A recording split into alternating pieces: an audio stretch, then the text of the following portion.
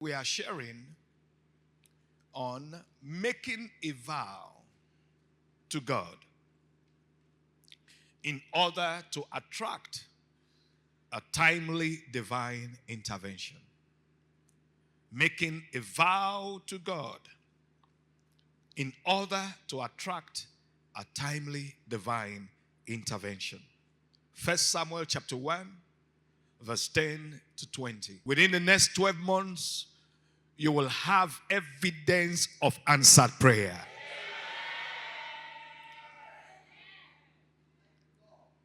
There are different dimensions of prayer, and one of those very powerful types of prayer is what is called prevailing prayers. And to prevail means to prevail with someone, or prevail with God means to successfully persuade God, to successfully move someone to do something. To prevail with means to make a very strong demand for something, to influence somebody to do something. Prevailing prayers are very compelling, have a very compelling appeal to God. So you need to discover the types of prevailing prayers so that have such impact with God so you can activate them. There are prayers that move God to do things he would not have done. Things that God is not planning to do. Through prevailing prayers, you can move God to do those things. And I hope every mother is listening. I hope every woman here is listening. Because when women pray, God listens. There are prayers that move God to do things that he would not have done. In Isaiah chapter 38, verse 1 through 7, Isaiah 38, 1 through 7, you see an example where prayer moved God to do what God was not initially planning to do. For the Lord had told his prophet Isaiah to tell King Hezekiah that his illness was unto death, and so he should put his house in order and get ready for the worst to happen. But King Hezekiah prayed a prevailing prayer right there, and there was a breakthrough. And the Lord Almighty reversed that which was going to happen, and he sent a new message. And this time it was good news. In the same realm where you had disturbing news, good news is coming this time. And the Lord said he had answered his prayer, and he made a commitment to extend his life for another 15 years. Also, through prevailing prayers, you can move God to do earlier certain things that God had not intended to do at the time he was now moved to do it. So certain things that were not supposed to happen this year, this month, at this time, through prevailing prayer, you can influence the hands of the Lord to make them happen now. And one of those keys of prevailing prayer is prayer backed up with a vow. A vow is a serious promise that is made to God, offering to do something specific.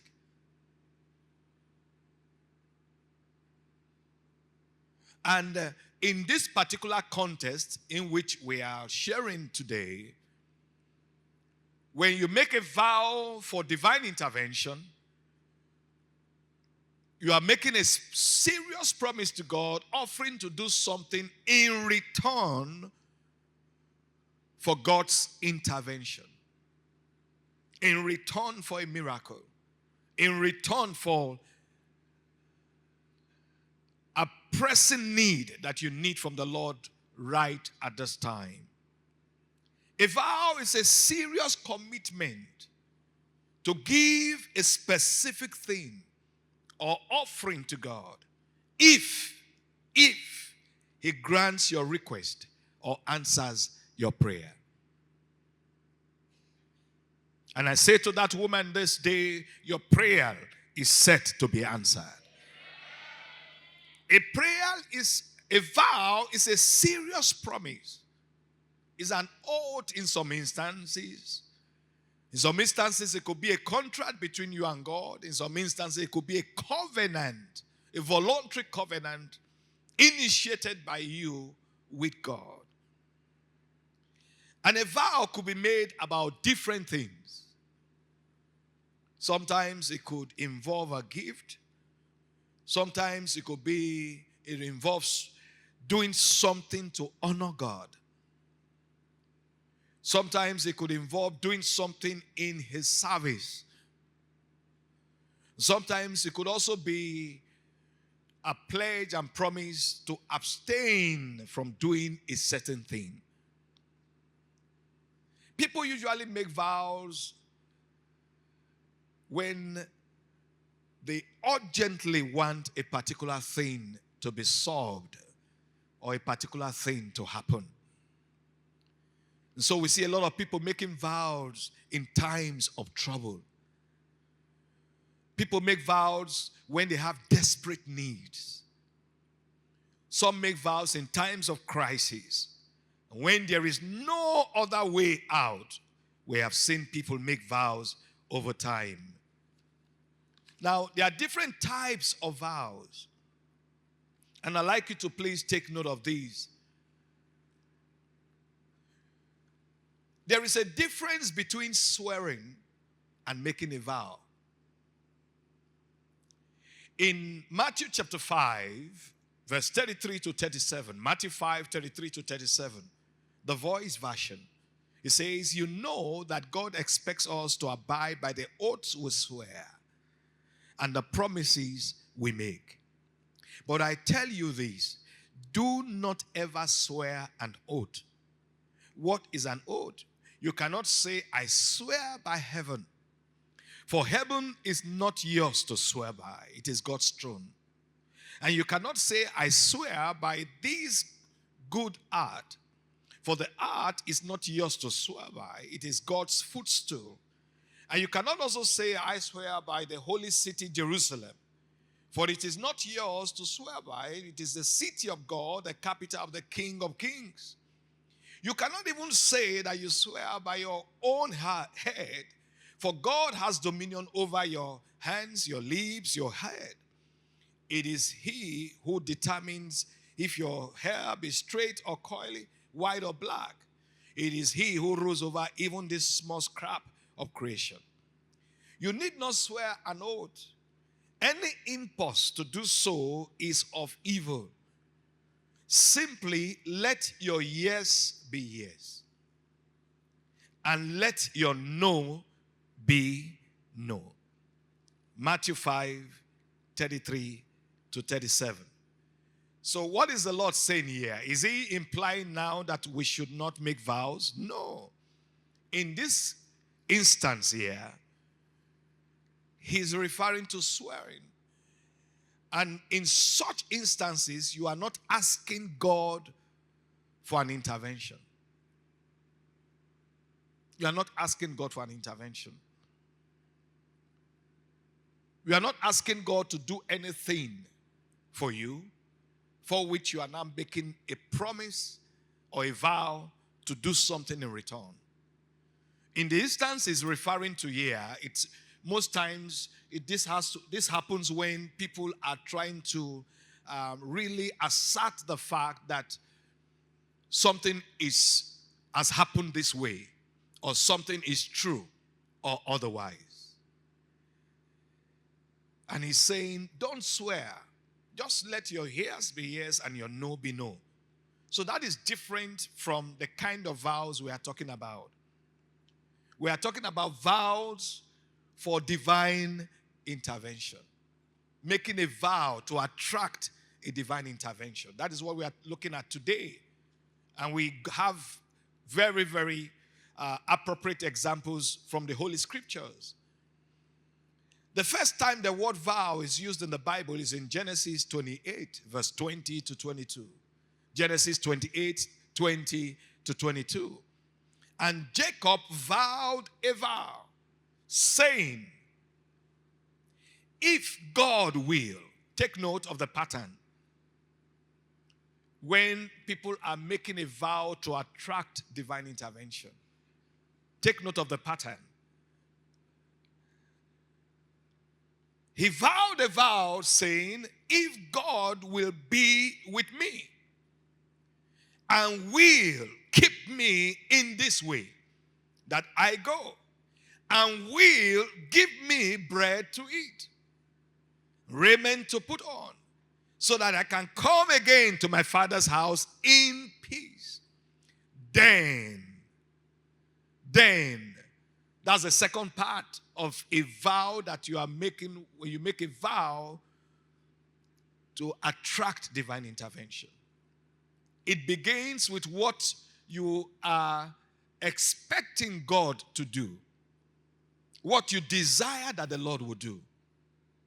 And then the second part of the vow is what you intend to do in return for God's answer to your prayer, God's answer to your request. Very simple, very simple. He said, then shall the Lord be my God, and this stone which I have set for a pillar shall be God's house. And of all that thou shalt give me, I will surely give thee tenth unto thee. Jacob, so in this story, Jacob was in trouble. He had lost his home. His life was in danger. His brother had threatened to kill him. So he made this vow at a desperate time. And God answered him. This vow activated divine covering and protection. What he asked God to do, the Lord did it for him. So you see, this is a pattern that people generally don't make vows to God unless they are in trouble or they are in desperate need for something to happen. And sometimes, like I explained last week Sunday, your vow may not necessarily have to do with something to benefit you in particular. You can make a vow that is going to favor a loved one. That, Lord, if you can do this for my son, if you can do this for my daughter, if you can do this for this person, this is what I would do in return. This is what I would do in return. So people can actually make a vow with God concerning you. And sometimes without you knowing. 1 Samuel chapter 1, verse 10 to 11. Anna's vow. New Living Translation. It says, so Anna was in deep anguish, crying bitterly as she prayed to the Lord. So the kind of vow we are talking about is generated within the context of prayer. And she prayed to the Lord and she made this vow. O Lord of heaven's armies. Now it is very important that you write down any vow you make, please. Anytime you make a vow, write it down. Write it down. Write it down, please. Because it's very sensitive. Very, very sensitive. So make sure you write it down immediately. And I've made it very clear in that in this dimension, when we are making a vow to attract divine intervention, it's always in two parts. The first part, you'll see here. It says, O Lord of heaven's armies, if. So part 2 of your vow is based on a condition. It's based on a condition. And that condition has to do with God doing a particular thing. So if God does it, then this is what you are promising to do in return. If you will look upon my sorrow and answer my prayer and give me a son. So you can see that it's very specific. Then, that's a part 2. Then I will give him back to you. He will be yours for his entire lifetime. And as a sign that he has been dedicated to the Lord, his hair will never be cut. Praise ye the Lord. So in this type, when you are making a vow to attract an urgent divine intervention, it usually involves 2 parts. In the first part of the vow, you mention what you desire that God will do. You mention what you desire that God will do. In the second part of your vow, you mention what you intend to do in return. If God answers your prayer. If God answers your prayer. Now, if you look at this very well, so you begin to understand that for this kind of vows, there's no problem. There's no problem at all. And, if you have thought through carefully what exactly you are promising to do in return, then you shouldn't be under any pressure or fear. Because you are only expected to do whatever you have promised if God has first of all done what you have asked for. So it is a conditional promise. It's a conditional promise where you are not expected to perform your part until God has done what you have asked for. Now, listen to this, please. This kind of vow is sometimes a better type. Because if you are desperate for something to happen, if you go ahead and do something, there is no guarantee that God has committed himself to that vow. There's no guarantee. You can't just tell God that, Lord, I am going to do this thing, and in return, I want you to do this.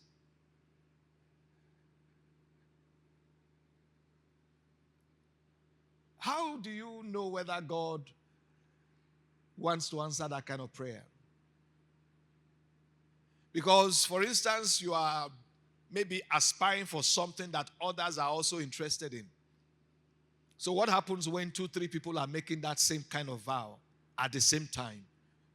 Asking God to do exactly the same thing. And it can only go for one person at that time. So there's no guarantee that even if you go ahead, because you can go ahead and do what you are intending to do, but it's not guaranteed that God will honor that vow. Because he never told you to initiate that covenant with him. But if in this pattern of vows, you are asking the Lord to please do a particular thing, and in return, if he does it, this is what you will do. So if God does it, then that is a sign that indeed the covenant you have the vow you have initiated with him has been accepted by him. I hope this is clear with someone listening. So it's a conditional promise where you are not expected to perform your part until God has done what you have asked for. Like I told you, there are different types of vows, and not every vow goes in this same pattern. This is just one kind of vow, but it's our focus at this hour. Why is making a vow to God so serious? Why is it so serious? A vow is a serious promise made to God. It's a serious promise made to God. A vow is legally binding in the spirit realm. It's legally binding in the spirit realm. So the enemy can use it against you in the spirit realm. If God does what you had desperately asked him to do, and then afterwards you are now playing games, or you are now delaying in redeeming your vow, the enemy can strike. And it has happened many times. A vow is a self-imposed obligation. It's a self-imposed obligation. It's a self-imposed obligation. That is why you must write down whatever you are committing yourself to do. Vows are made by personal choice, using free will. Nobody is forced to make a vow. Nobody is forced to make a vow. But when a person chooses to do so, God views his vow as a serious promise that must be respected and kept.